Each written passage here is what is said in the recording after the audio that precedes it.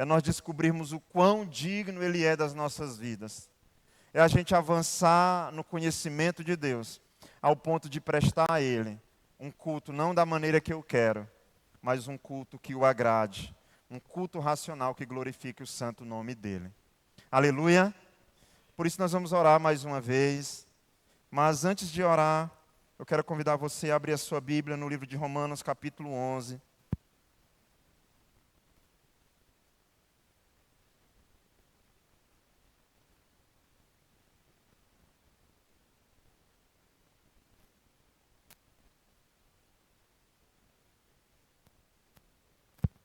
Oi.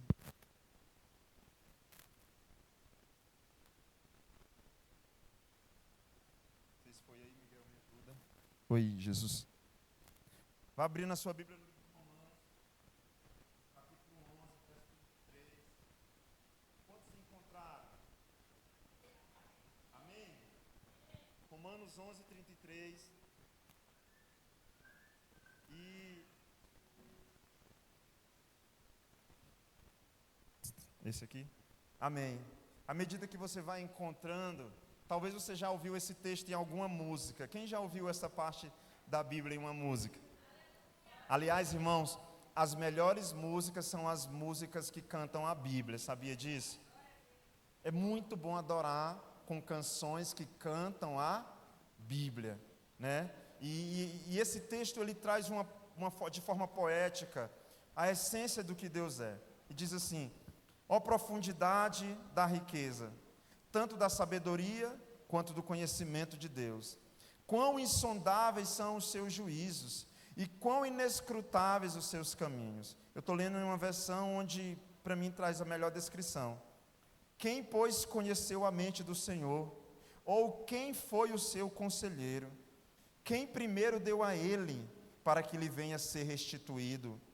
Porque dele, por meio dele e para ele são todas as coisas. A ele, pois, a glória eternamente.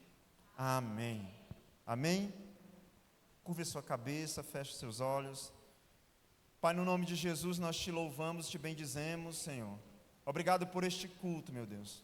Obrigado por nos trazer até este lugar. Obrigado porque de uma semana corrida para muitos aqui, de tantos afazeres, de tantas tarefas, o Senhor nos trouxe a este lugar. O Senhor nos encorajou a ouvir a Tua palavra. O Senhor nos encorajou a ouvir a Tua voz. O Senhor nos direcionou para estarmos aqui, meu Deus, e fazermos a Tua vontade. Por isso, no nome de Jesus, a minha oração, Senhor, é para que todos que chegaram aqui com fome ou sede do Senhor, que sejam alimentados. Aqueles que estão na live, que estão assistindo, ou que vão assistir algum dia esse culto, eu oro para que o Senhor os alcance onde eles estiverem. Eu oro para que o Senhor potencialize esses cultos que têm acontecido via internet, para que eles cheguem a dezenas de milhares de pessoas, ou milhões, para que a Tua palavra os alcance. Meu Deus, que cada coração presente neste lugar se volte para o Senhor, pois Tu és o único digno de honra, glória e poder para sempre. Amém? Meus irmãos, eu não posso me andar muito, né? Tenho que tentar ficar aqui paradinho, é um desafio para mim. Eu gosto de dar trabalho para a mídia. Não, eu não gosto, gente, eu sou assim, eu não gosto, tá? Eu nasci assim. Você já viu que o povo criado no interior, mesmo quando senta, a perna fica assim, irmão Leontino? Né? A gente senta. Nem quando senta não se aquieta, né? Procurando um serviço. Mas, meus irmãos, o título Atributos de Deus é de um livro que eu li, agora no mês de janeiro, de A.W. Pink. Quero recomendar a leitura. Como eu disse para os líderes, não é uma leitura fácil. Ele não vai falar sobre como receber a sua bênção. Ele não vai falar sobre alguns passos para alcançar a vitória. É um livro que fala exclusivamente sobre o caráter de Deus, sobre todos os seus atributos. Nós aprendemos a conhecer Deus como onipresente, onipotente, onisciente. Mas isso é muito limitado sobre Deus. Isso não revela nem de perto o caráter de Deus, a sua essência e aquilo que Ele é. E a única forma de nós estarmos vacinados nesse tempo, ouça o que eu vou falar para vocês, é conhecendo Deus de fato, como Ele é e quem Ele é. Nós vivemos o tempo da apostasia da fé. Caso alguém não saiba o que é isso, pessoas que, principalmente influencers, que até alguns dias atrás postavam vídeos, cantavam canções de exaltação a Deus, estão de um dia para o outro mudando o seu perfil de redes sociais, dizendo inclusive que Jesus não te faz feliz. Nós estamos vivendo um tempo de completa apostasia. E alguém pode dizer, pastor, então essas pessoas de um dia para a noite estão sendo transformadas? Não, essas pessoas estavam rasas demais na sua fé.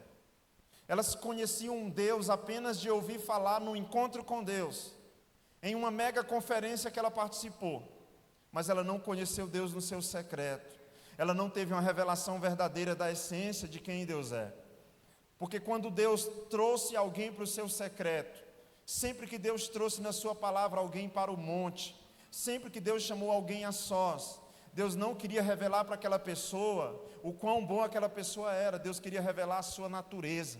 E todas as pessoas que Deus fez isso na palavra dele, você vai ver essas pessoas sendo marcadas por ele e nunca mais sendo as mesmas pessoas. Então, conhecer os atributos de Deus, e até nós colocamos aqui o seu poder, porque poder é sinônimo de atributo. Atributo é característica, é qualidade, é a essência de alguém. E o nosso Deus é um Deus formado por atributos, meus irmãos. O nosso Deus, no dicionário que eu e você conhecemos, atributo é características, é qualidade, poder, símbolo, propriedade, entre outros. E por favor não me responda, mas eu tenho uma pergunta para você. Será que nós conhecemos Deus na sua essência? Será que nós conhecemos Deus como Ele é? Será que nós conhecemos Deus pelo que Ele é? Ou será que nós estamos tendo uma vida rasa ou superficial de conhecer Deus apenas no domingo à noite ou apenas numa quarta-feira à noite? Qual de nós, ao chegar nas nossas casas, se debruça sobre a sua Bíblia, pega um dicionário, uma enciclopédia bíblica? Qual de nós tem tanta fome e sede ao ponto de comprar materiais, de abençoar a sua família com materiais bíblicos? Se nós amamos tanto a Deus, a gente, quando eu vou em loja de brinquedo, eu já penso logo nos meus filhos, em dar alguma coisa, em comprar. Aliás, a gente para de comprar coisa para a gente depois que se torna pai, né, praticamente. A gente olha e diz, eu estou nuzinho, né, não é pelado de verdade, mas no Maranhão a gente diz assim. Aí você diz, eu vou comprar roupa para mim, aí vai na rua e compra para o menino, e volta com a mesma roupa que você foi. Mas qual de nós, ao olhar para os nossos filhos, netos, presenteia eles com Bíblia, com fonte de conhecimento para conhecer o Senhor? O pastor Rubens me mandou hoje o vídeo de mais uma entrega de Bíblia na África. E todas as vezes que eu vejo aquilo, eu fico pensando, meu Deus, será que é possível ver isso no Maranhão? Então, meus irmãos, se nós consultarmos a teologia verdadeira, nós veremos que Deus pode ser definido como soberano e supremo sobre todas as coisas. E nessa série de características desse Deus, a primeira que eu gostaria de conversar com vocês é sobre a soberania dele. Se você puder anotar a soberania de Deus. Aqui no Maranhão, eu não sei se ainda tem Imperatriz o leite soberano. Tem ainda, gente? Né? E ele diz que ele é o melhor, porque a palavra soberano traz isso. A capacidade de ser sobre todas as coisas. A W. Pink, ele traz no seu livro, é claro que é impossível falar sobre um livro de 228 páginas aqui em um culto ou em alguns cultos. Na verdade, a mensagem, algumas poucas coisas são do livro, outras são direção que o Senhor me trouxe para ministrar para a igreja. Mas a definição que ele traz é que o Senhor é soberano e supremo sobre todas as coisas. E eu concordo com essa definição, meus irmãos. Quantos creem que o Senhor é sobre todas as coisas? Então esse é um tempo para termos um entendimento sobre Deus, quem Ele é. O Deus que eu falava dele no ano passado, que eu postava sobre ele no ano passado, que eu publicava que ele me amava, será que esse Deus que fazia coisas extraordinárias para mim, em uma virada de ano, eu já começo 2025 dizendo, não estou bem, dizendo, esfriei na fé, dizendo, Deus nem é essas coisas todas que as pessoas falam. E na verdade, meus irmãos, tudo que nós temos visto e ouvido no nosso meio, revela mais sobre a falta de profundidade dos homens do que o caráter de Deus.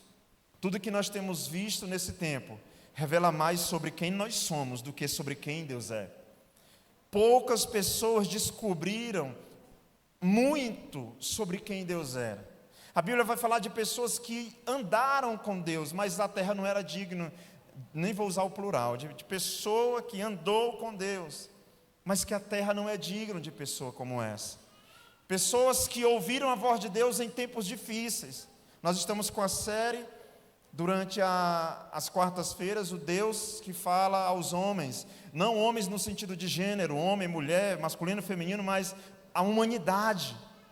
E essas pessoas tiveram esse privilégio de ouvir a voz de Deus. Meus irmãos, é bíblico, elas nunca mais foram as mesmas. Diga amém. Então eu relembro o texto que a gente leu, a profundidade da riqueza, da sabedoria, do conhecimento de Deus, quão insondáveis são os seus juízos e quão inescrutáveis os seus caminhos.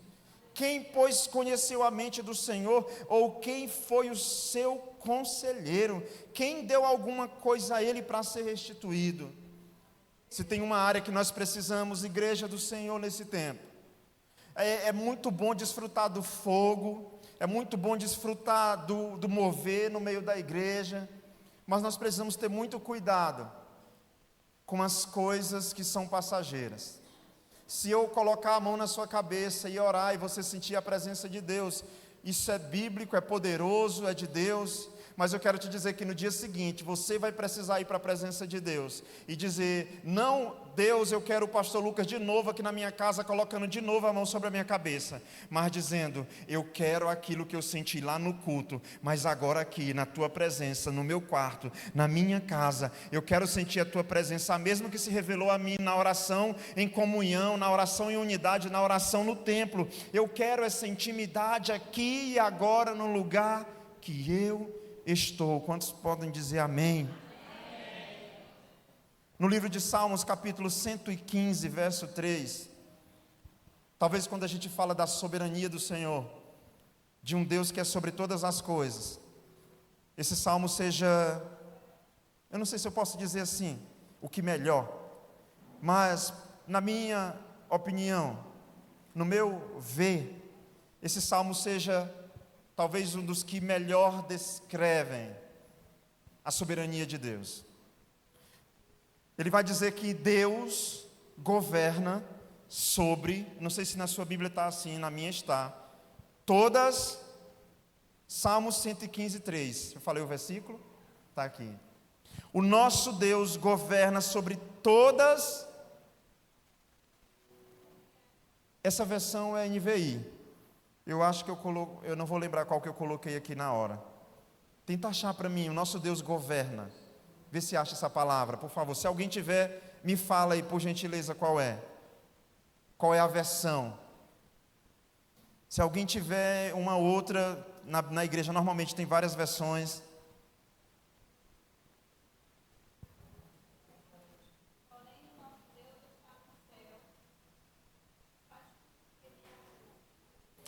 A maioria das versões vai estar faz tudo.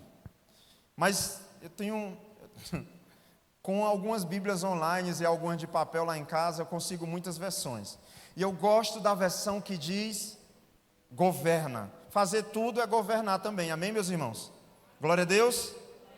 Mas eu gosto da versão que diz governa.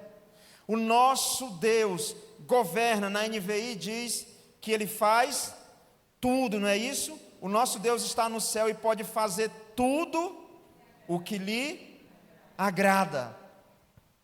Você acha que tudo que lhe agrada inclui a cura de uma pessoa? Tudo que lhe agrada inclui te abençoar financeiramente. Tudo que lhe agrada inclui o carro próprio. Tudo que lhe agrada inclui uma fazenda e uma criação de galinhas.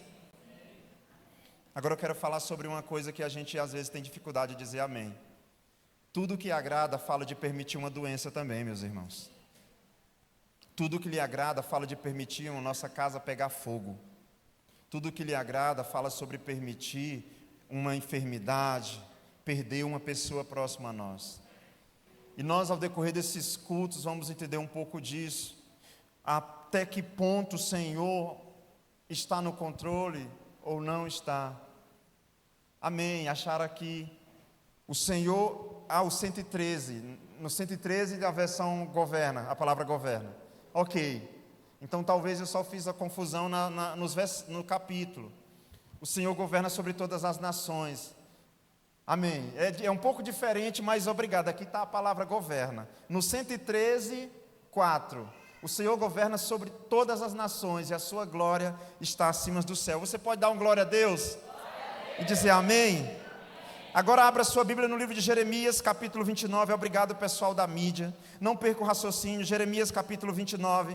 Eu acho que só em falar o Jeremias 29, alguns aqui já sabem qual é o versículo que eu vou falar.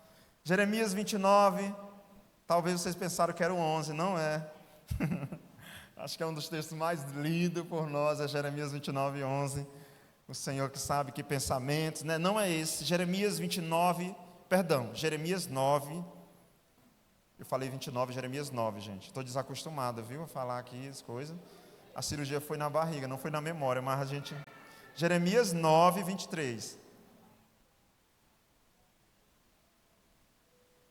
Assim diz o Senhor. Está na mesma versão. Não se glorie o sábio em sua o quê? Gente, tem algumas coisas na Bíblia que a gente precisa dizer assim. Como assim? Olha só. Eu sou mecânico. Em que eu posso me gloriar, gente? Na minha área, sim ou não? Eu sou mecânico. Eu sou professor. Aí em que eu posso me gloriar? No que eu ensino. Eu sou pastor. Não, isso é fraquinho. Né? Eu sou pedreiro. A lógica humana é se gloriar naquilo que você tem autoridade, naquilo que você é bom. Alguém aqui? Não se glorie o sábio na sua sabedoria, nem se glorie o forte na sua força. A gente lembra de Sansão. Nem se glorie o rico nas suas riquezas. Olha só, isso revela sobre... Por favor, como eu estou mais quietinho aqui, pensa mais sobre as coisas que eu estou te falando nesses dias. Nós vamos perceber que a Bíblia o tempo todo tenta nos revelar quem Deus é. Mas às vezes nós estamos tão necessitados de alguma coisa, de algo, que nós olhamos mais para o que Ele pode nos dar, mais para o que aquilo pode trazer para nós. Então ele está dizendo, não se glorie o pastor na sua pregação, o médico no seu bisturi, eu não sei como é que chama as coisas. Não se glorie o sábio na sabedoria, nem se glorie forte na sua força, nem se glorie o rico nas suas riquezas. Mas o que se gloriar, glorie-se nisso, em me entender e me conhecer, que eu sou o Senhor, que faço misericórdia, juízo e justiça na terra, porque dessas coisas me agrado, diz o Senhor. A Bíblia está dizendo, em uma coisa se glorie, em fazer o quê? Em me conhecer. Nisso nós precisamos nos alegrar, em conhecer o Senhor. Pastor, eu ainda não entendi. Você já percebeu que quando uma pessoa faz um discurso bonito, dizendo, eu formei na faculdade, eu vendi paçoca na rua, meu pai era pedreiro, me ajudou, minha mãe era do lar, me ajudou, então eu quero dizer aqui que eu estou formando hoje. Aí você diz, uau, Deus vai aparecer. E a pessoa diz, graças à força do meu braço e a mim mesmo. E você que já estava pronto para aplaudir, a gente murcha.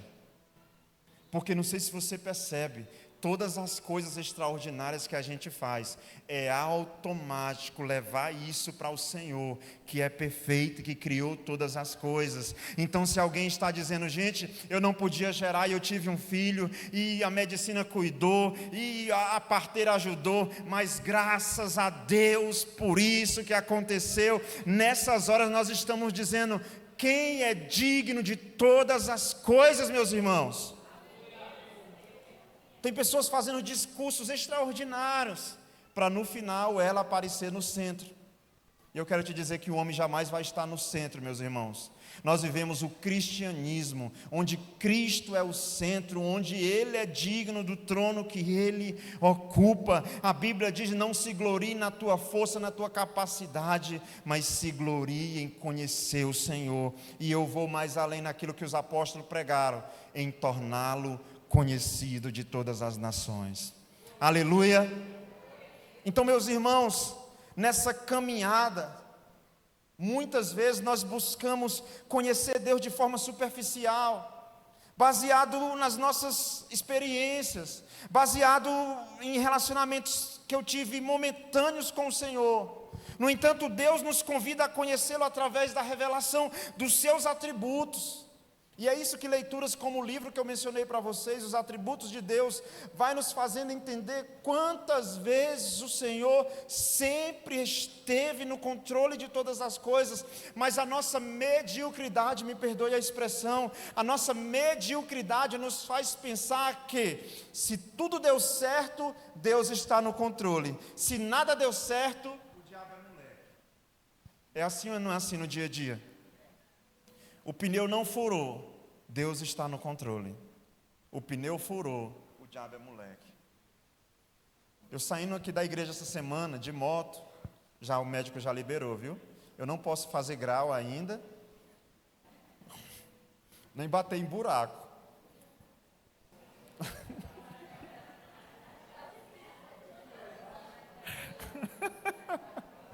Vá orando para o asfalto chegar em todas as ruas, viu?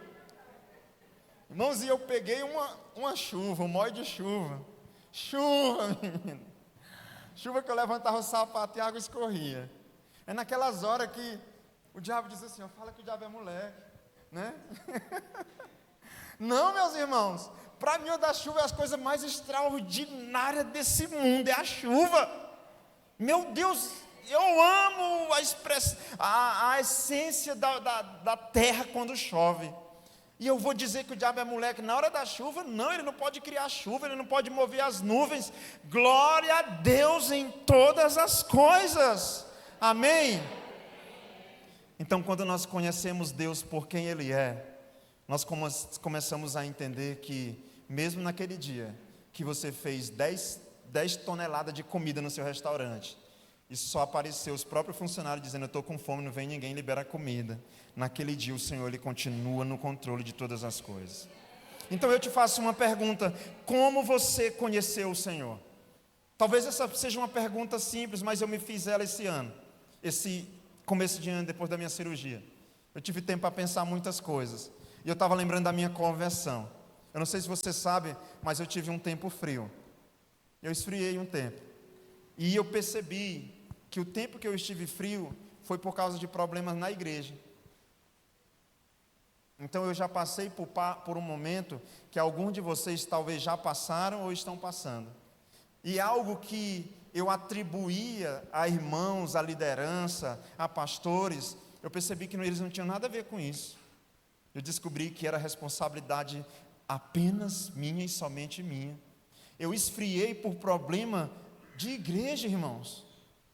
Então isso revela mais sobre o quão profundo eu estava em Deus do que se o meu pastor na época era bom, se os meus líderes eram bons. Quem está me entendendo, diga amém. Houve uma ruptura. Pastor, não sei o que, então eu estou frio. Então eu não conhecia o Senhor de verdade, porque se eu o conhecesse, num momento como aquele, deveria ser o momento onde eu mais correria para os braços do Senhor. Um momento como aquele, onde houve um problema com a noiva, deveria ser o momento onde eu mais buscasse a presença de Deus. Mas aquilo revelou quão frágil e raso eu estava no Senhor, meus irmãos. Porque eu que me orgulhava de dizer que tive uma juventude voltada para o Senhor, quando eu enfrentei um problema congregacional, eclesiástico, eu esfriei na fé.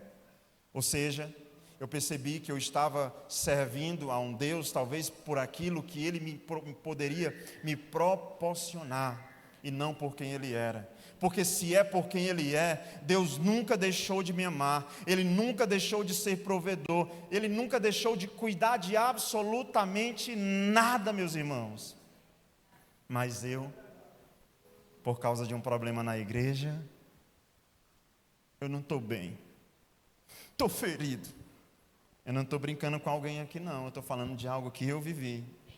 E que esses dias, conversando com o Senhor, eu percebi que aquilo não revelou problemas da igreja. Ah, meus irmãos, é isso que acontece quando a gente estuda sobre quem Deus é. Ele começa a revelar o nosso próprio coração e quão miseráveis nós somos. Então eu fui percebendo que não foi problema com a igreja, não foi problema com a liderança. Eu esfriei porque eu era raso no Senhor. Eu esfriei porque mesmo eu participando de ministérios na igreja, mesmo eu participando de atividades, eu não tinha um relacionamento verdadeiro com Ele. Eu estava seguindo o movimento. E aquele movimento estava me levando para a igreja, mas no momento que aquele movimento acabou, eu parei também. E sabe o que é poderoso? É quando mesmo todo o mecanismo para, a sua engrenagem continua se movimentando. Isso é sinal de que o que te move é o céu e não as coisas dessa terra. Eu não preciso ser um profeta reconhecido nacionalmente ou mundialmente para perguntar o que te levou para Deus. Eu sei que a maior parte aqui dessa igreja hoje foi por causa de uma adversidade. Foi por causa de uma circunstância difícil. Poucos serão aqueles que vão dizer assim: pastor, não, estava tudo tão bom, tão bom, tão bom, que eu disse, vou procurar Deus, eu vou conhecer o Senhor. Não. Alguns de nós estávamos quebrados, alguns de nós com um casamento à beira de um desastre, alguns de nós estávamos falidos financeiramente, um filho rebelde, revoltado, parte da igreja. E eu sei porque esses cabelos brancos onde ainda tem, falam já de um tempo de liderança de pastoreio, meus irmãos. O pastor ontem que estava ministrando na Ágape, que por sinal faltou muitos homens da igreja no culto para homens, em uma convocação do pastor presidente da Nova Aliança. Ele trouxe uma estatística interessante. Ele disse que foi fazer uma pesquisa dos últimos, eu não lembro quantos anos do ministério dele, não, acho que do último ano. Quem estava lá no culto, acho que do último ano, Pedro? Do último ano dos aconselhamentos pastorais. Ele disse que chegou à conclusão que 95% não era sobre questões espirituais, não é isso? Alguém me ajuda que estava lá. Não era sobre questões do céu, era só sobre coisas dessa terra. Ou seja, de 100 atendimentos, 95 são pessoas dizendo: eu preciso melhorar financeiramente, o meu gato está engasgado e eu preciso desengasgar ele. E só 5% é sobre as coisas do céu. É sobre alguém chegando dizendo: eu quero conhecer mais Deus, eu quero ler mais a Bíblia, me indica um livro. Meus irmãos, diga misericórdia. Então, para a gente sintetizar o que eu estou falando, eu queria que você anotasse 3 pontos aí acerca da soberania de Deus. O primeiro: Deus é soberano sobre todas as coisas. Diga glória a Deus. Diga comigo 3 vezes: Ele é soberano sobre todas as coisas. Vamos de novo.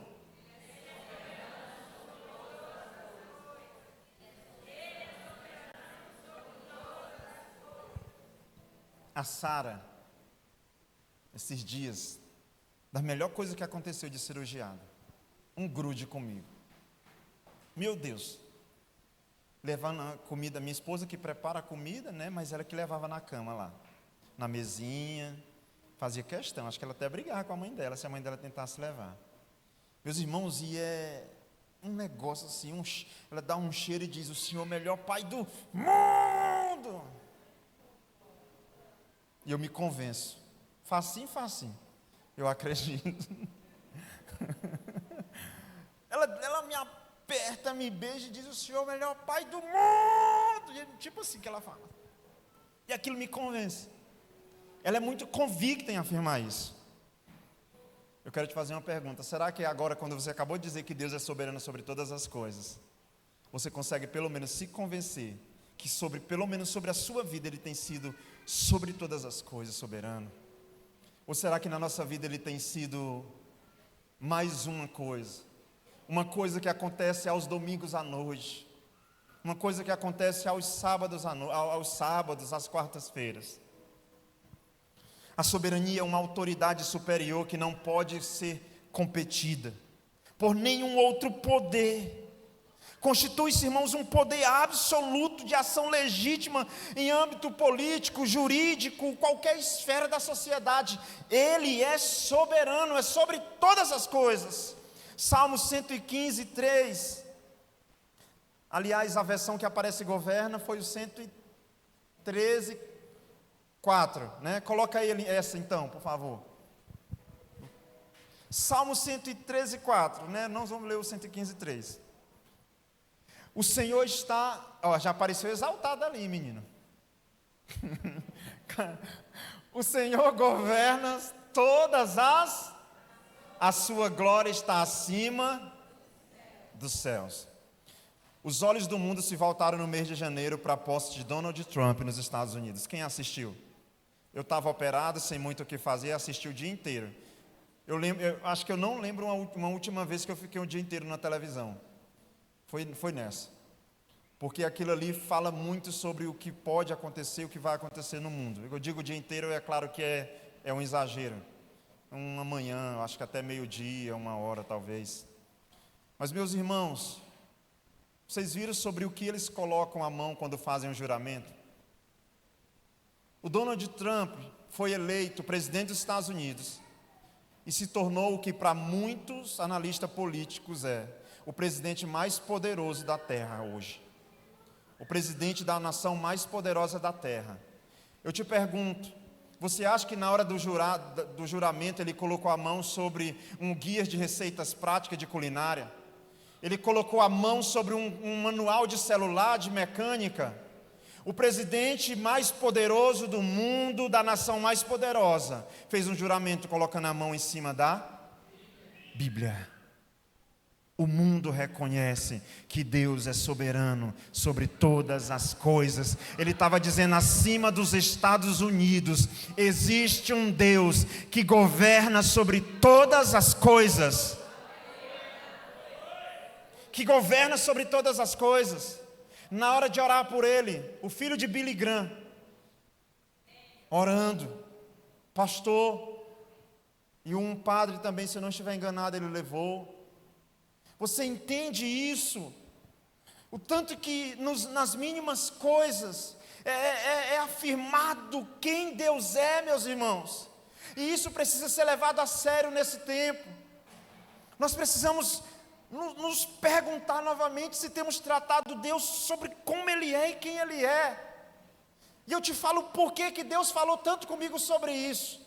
Porque eu acho que uma pergunta que todo mundo faz é: um pastor que ora pelas pessoas, que vê gente sendo curado, por que Deus não cura logo ele? Por que ele tem que passar por uma faca? Ele é soberano sobre todas as coisas. Se ele disser a partir de hoje o pastor Lucas morreu, vai ser assim que vai acontecer, meus irmãos. E ele não vai mudar quem ele é e deixar de ser quem ele é por causa disso. Isaías 45, 12, a Bíblia diz: fui eu que te fiz, fui eu que fiz a terra e nela criei a humanidade. Minhas próprias mãos estenderam os céus. Eu dispus o seu exército de estrelas. Fui eu que fiz a terra e criei os seres humanos para morarem nela. Meus irmãos, quem mais pode fazer isso? Quem mais pode falar isso? Quem mais tem essa autoridade.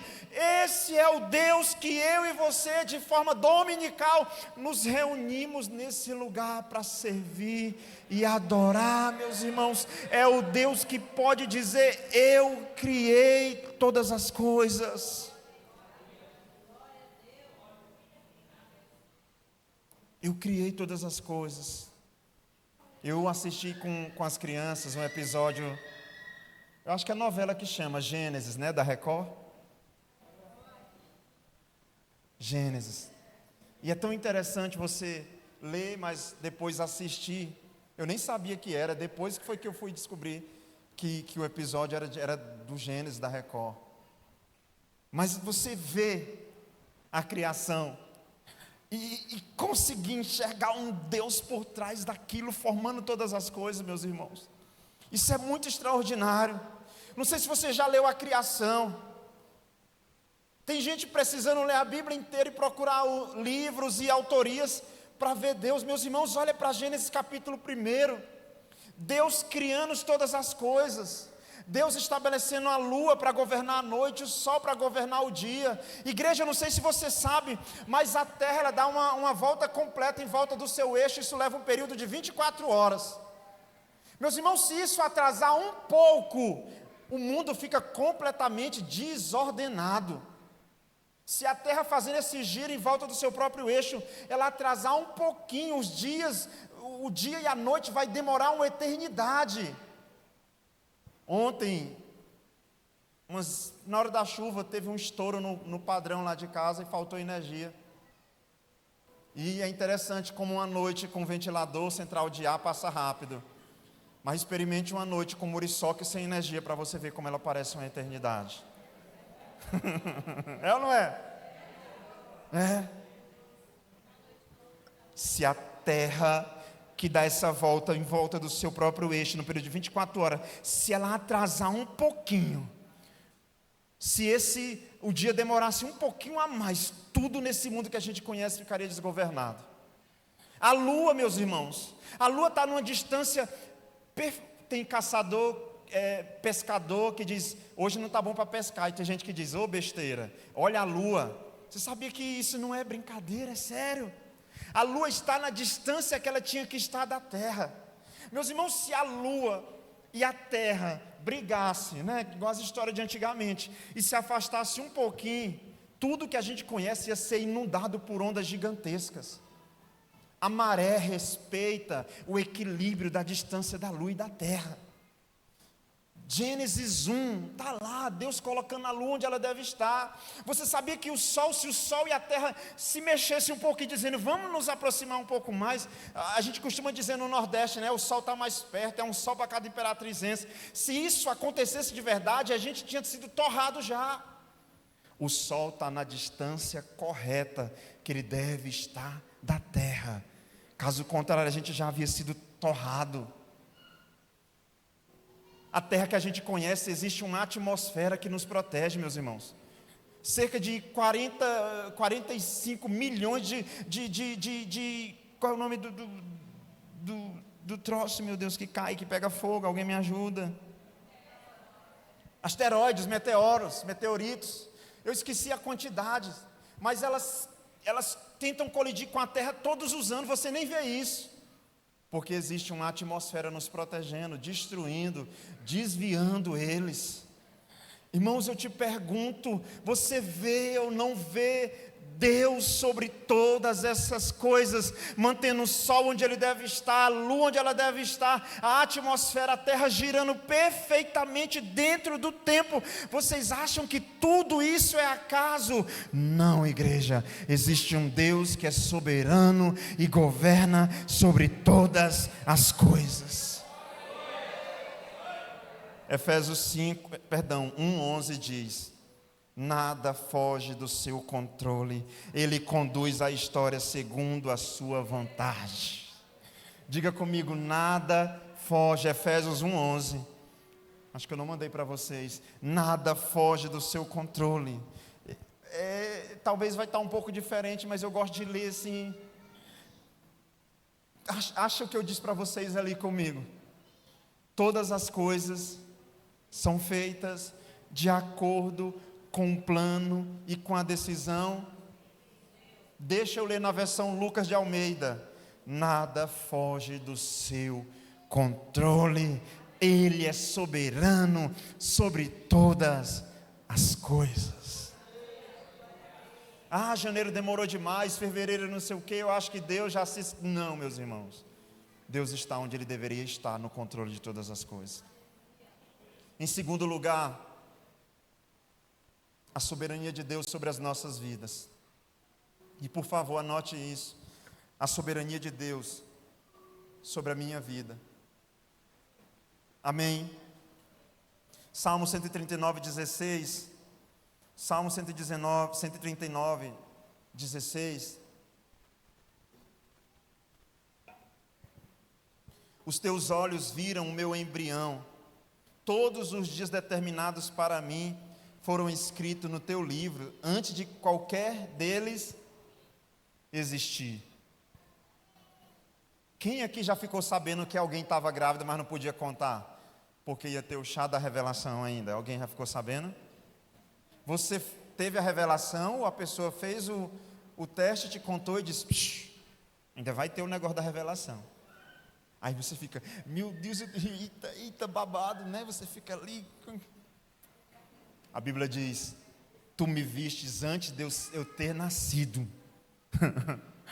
Você fez uma revelação e ficou em dúvida, né? Irmãos, eu só tenho 2 filhos com a minha esposa por enquanto, então...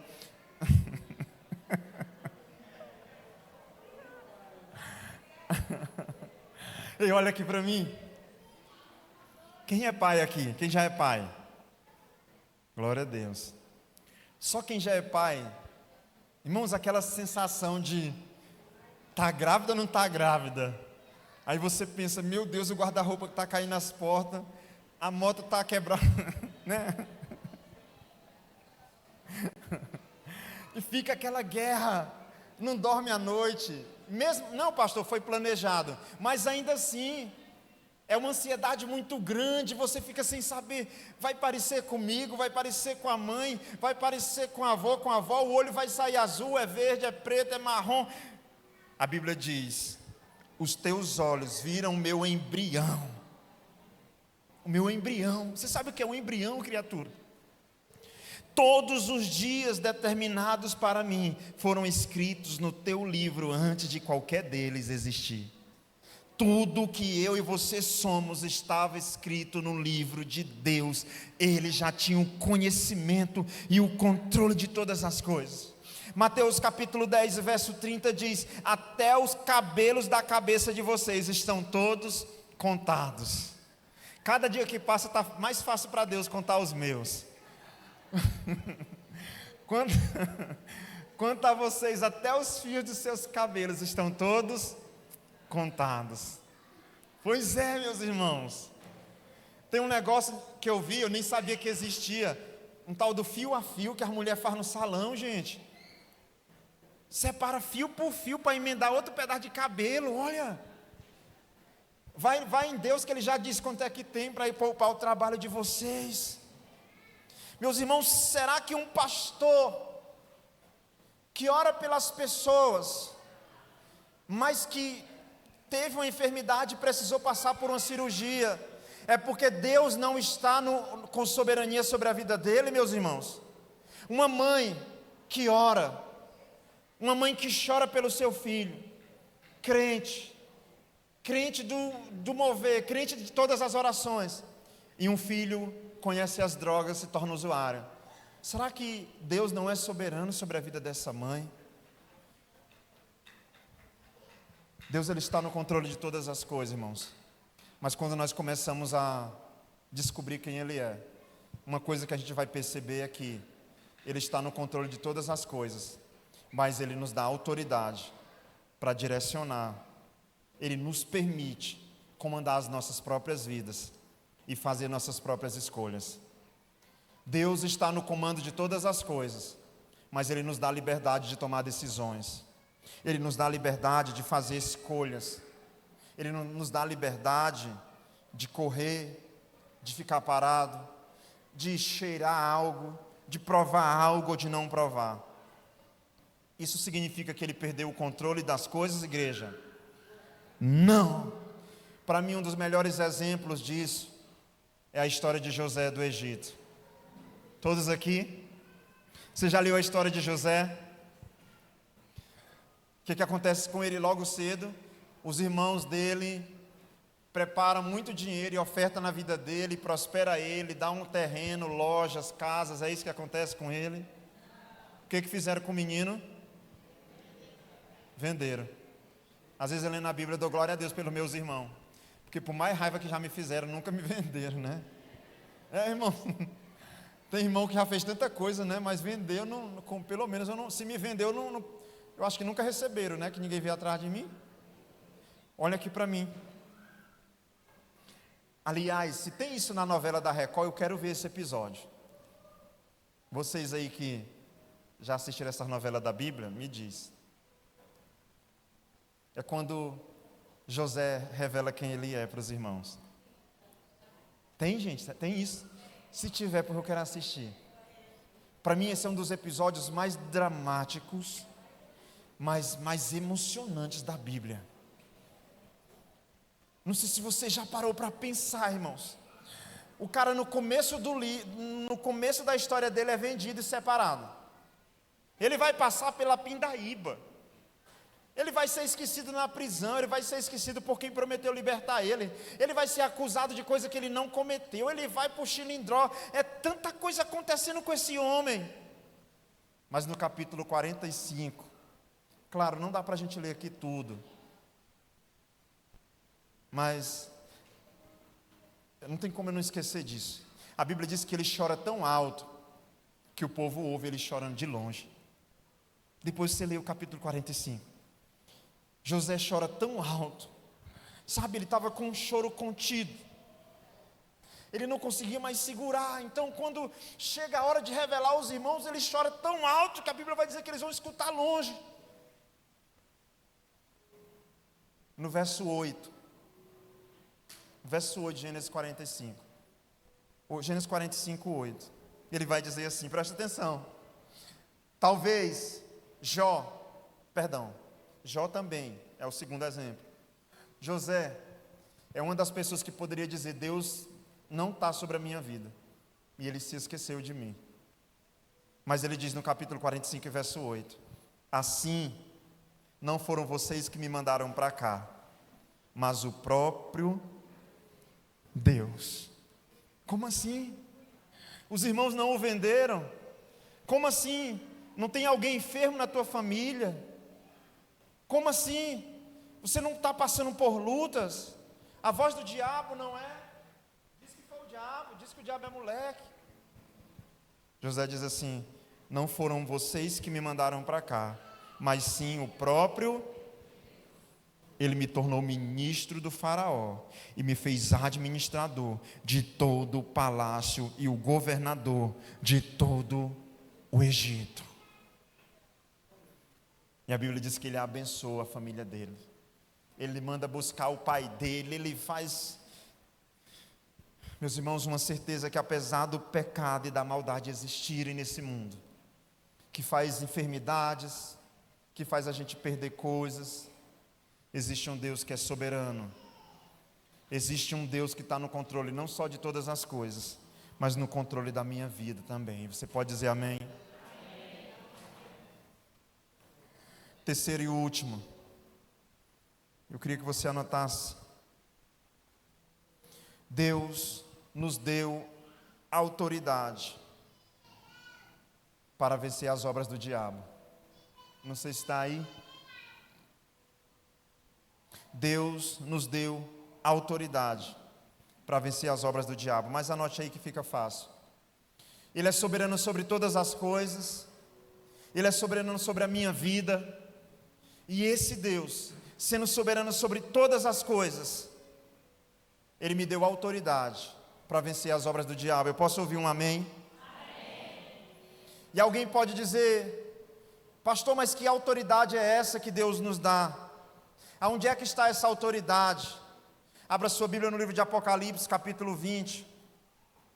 Tem uma coisa que acontece aqui em Apocalipse 20, irmão. Se você nunca se perguntou como isso é possível, eu já. Apocalipse 20, verso de número 1.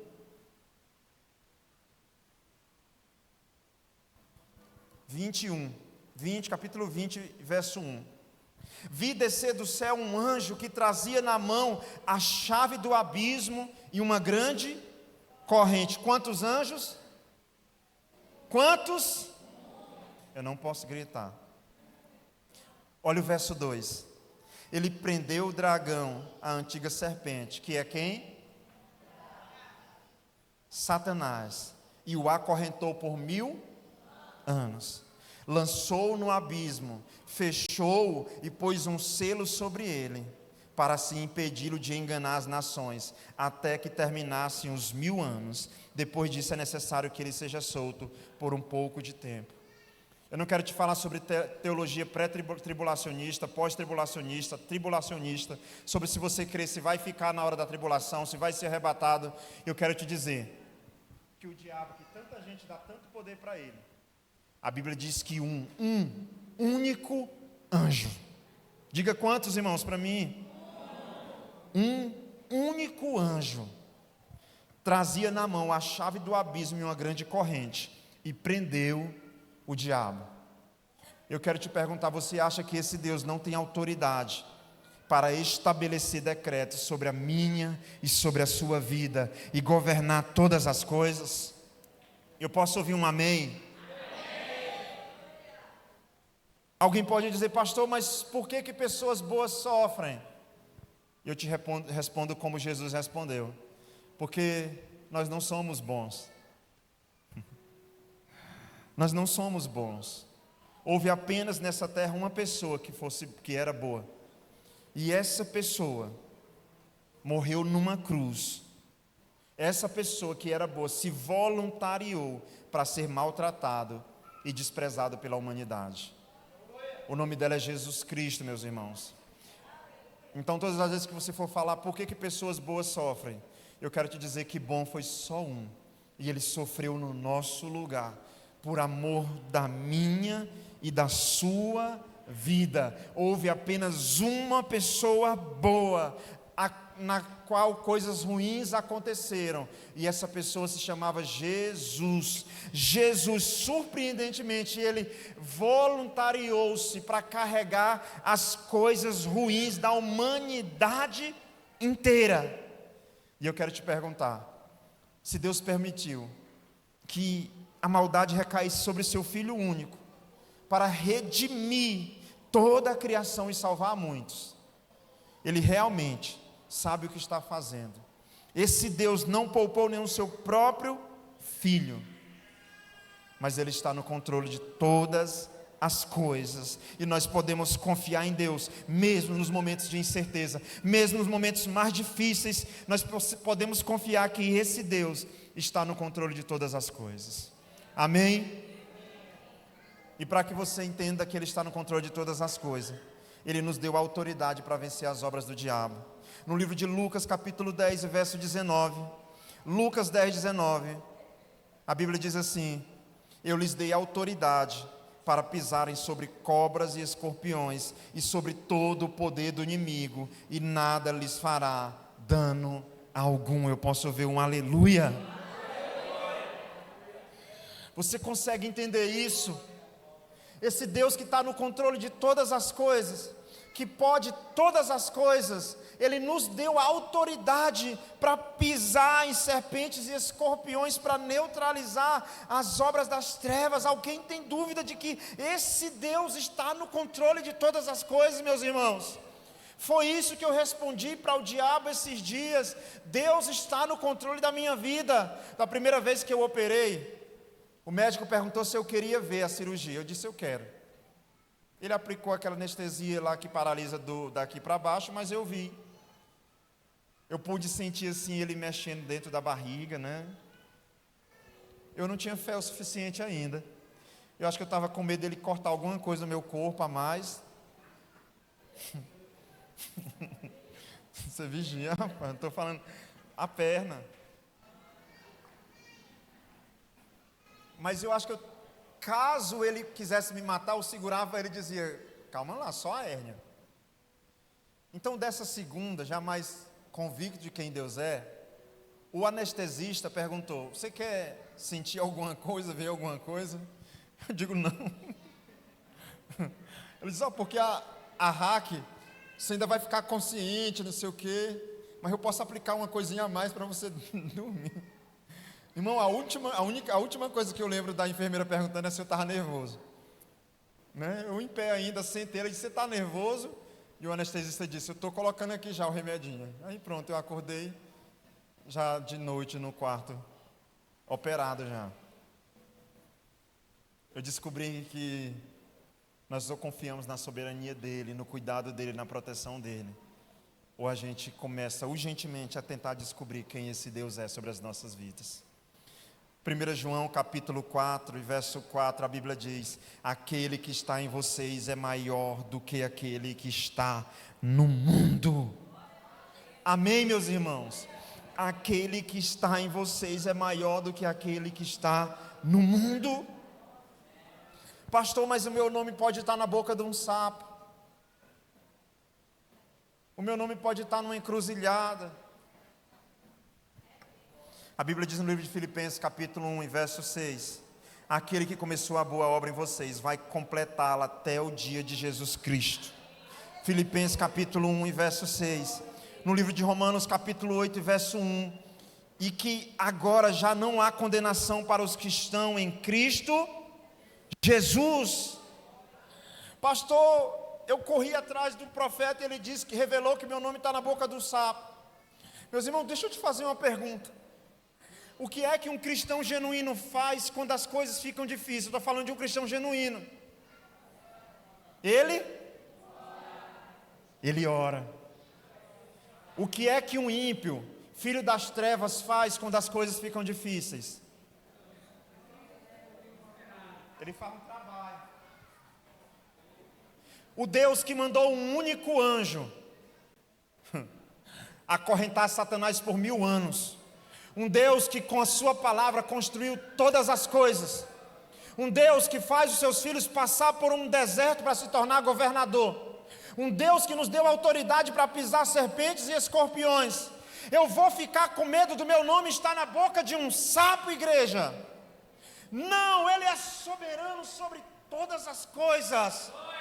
A única coisa que o diabo pode fazer é colocar meu nome na boca de um sapo, mas a Bíblia diz que ele me conhece no embrião, e o meu nome está no seu livro, igreja. Ele é soberano sobre todas as coisas.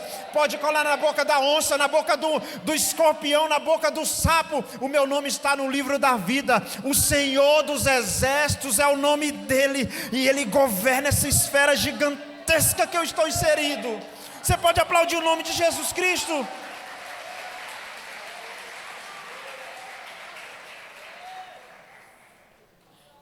Se alguém ver meu casamento e não ficar feliz, ele pode ir para o sapo lá, meu irmão. Meu nome é conhecido no céu pelo Senhor.